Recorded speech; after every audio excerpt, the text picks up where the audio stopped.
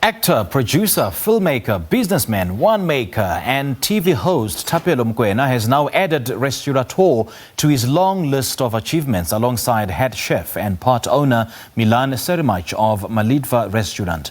Now this restaurant is situated in the heart of Gauteng's busiest tourism route, the Cradle of Humankind. Our producer Thapelo Mowela and camera person Vanessa Langa filed this insert. Let's now take a look. Actor Thapelo Mokoena launched his outdoor restaurant called Malitva. Situated in Protea-rich Krugersdorp, the breathtaking establishment prides itself of being the perfect location where one wants to escape the city.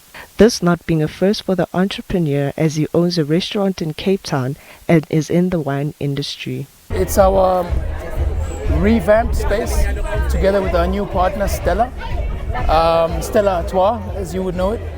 And the same energy, the same love, the same warmth, the same feeling, except now our venue's got a bit of a lift to it, you know.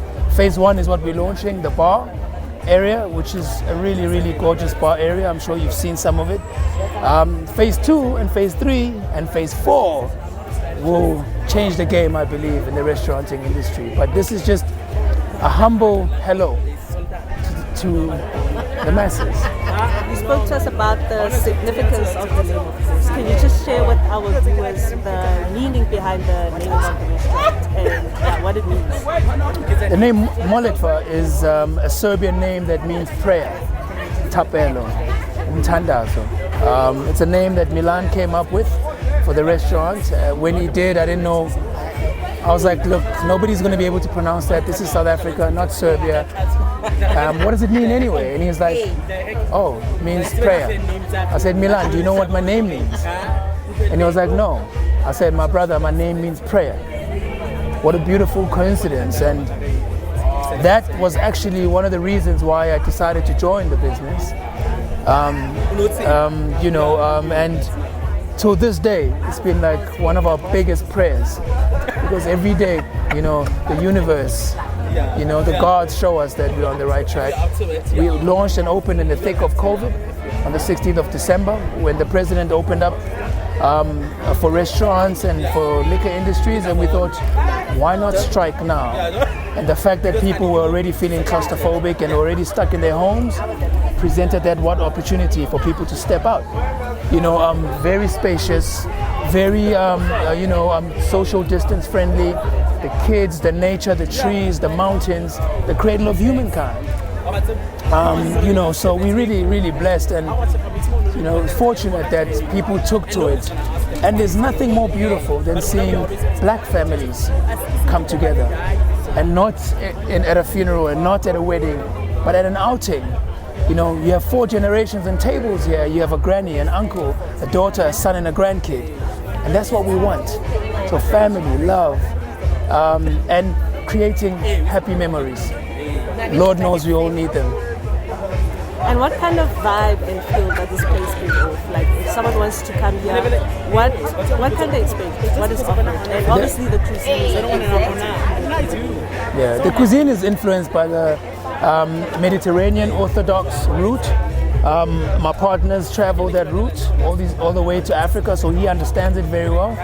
And also highly, highly inspired by the love of people and our African skies, because this can do well, I suppose, anywhere else, but the fact that we're doing it in Africa, a Mediterranean Meze Orthodox restaurant in the middle of Africa, under the beautiful African sun, is the story, right? That is the story. You know, we've got fried pap, but still gives off that Mediterranean feel, and also an opportunity to travel and learn.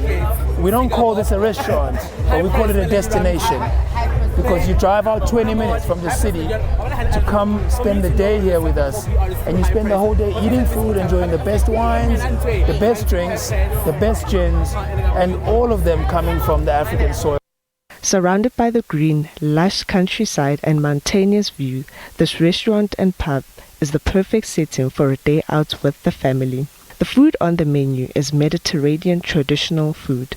Hi guys, what we're going to do is going to show you a little preview of something that we got inspired by because of the season, which to be honest with you is not really a season, because we thought it was already spring, but we preempted it. So we wanted to do watermelon ricotta.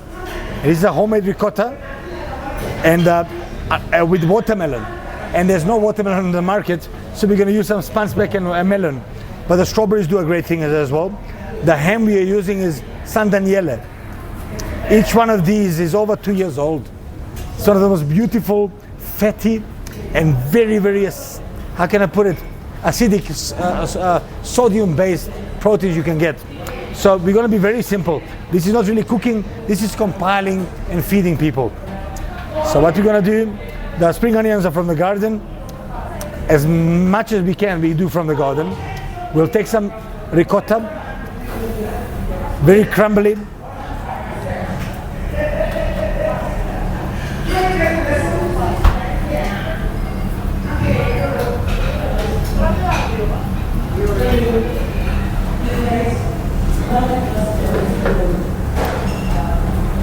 We're going to do some melon on there.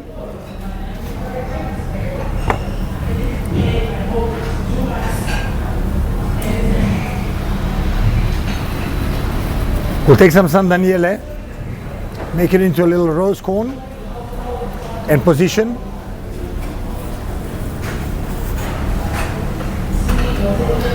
I got a feeling that ricotta is a very plain cheese. I mean, you can use it in savory, you can use it in desserts, you can use it in whatever you like.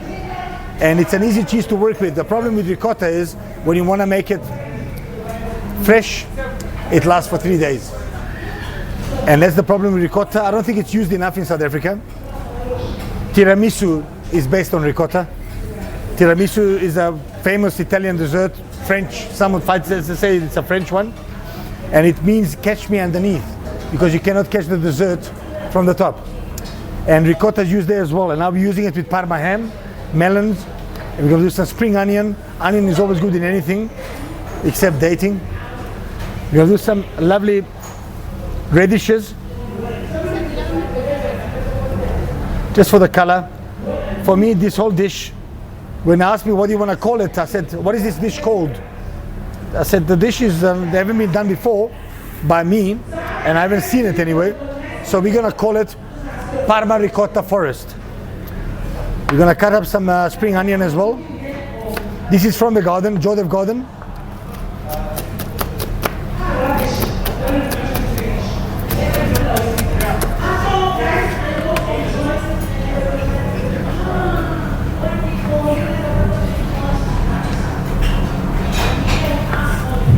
And some strawberries.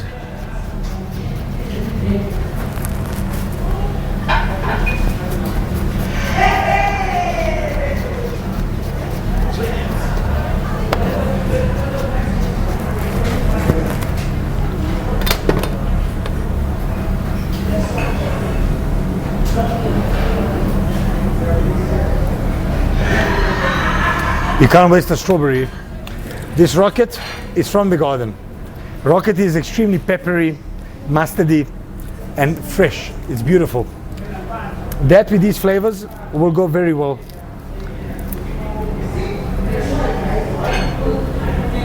All on top we're going to do.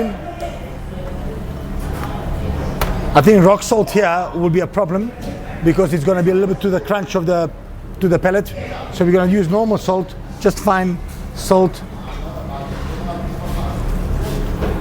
We'll use some extra virgin olive oil. And this is a homemade balsamic reduction. And I like to cheat a little bit with my balsamic reduction. I usually put a little bit of honey, locally sourced. We try to locally source every single thing we can. These micro herbs. This is mustard and mustard and celery and cabbage, micro herbs. And this is ready to go.